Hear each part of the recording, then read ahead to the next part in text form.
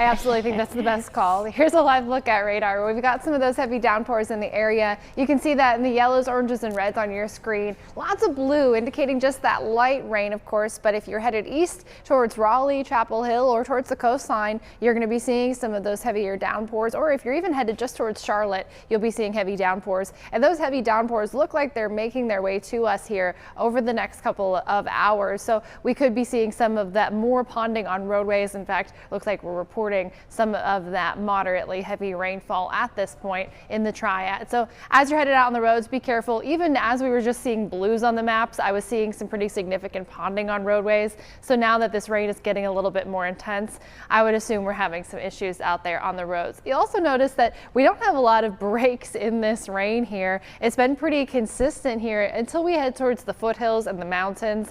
That's where we're getting some areas of drier skies, but not all that many still. As we head towards the North Carolina-Tennessee state line, the rain kind of cuts off shortly after we enter Tennessee. So if you're headed out west, you'll be looking pretty good. And probably the best news, of course, is that if you are headed north, you're just dealing with rain. And if, of course, you are traveling north, you know that could be a lot worse, where we see just that rain up north and not dealing with any wintry weather, even through looks like some of those West Virginia mountains. So all good in that direction, but of course that water ponding on roadways could still be an issue. Now, despite this rain that we've got in the area, our local airports are looking pretty good, and we're not reporting any significant delays at these airports that we monitor here. So you should be in good shape if you are not heading on the roads, you're heading to the skies for your post-Thanksgiving travel.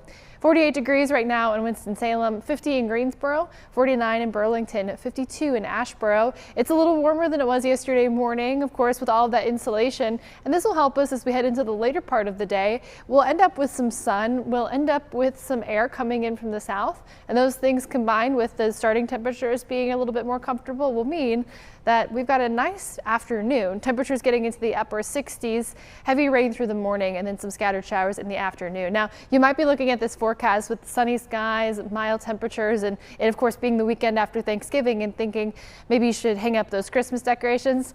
I wouldn't do so today. We've got winds gusting up to 35 miles per hour in the Triad, a little bit lesser in the foothills, but still in the 10 to 20 mile per hour range.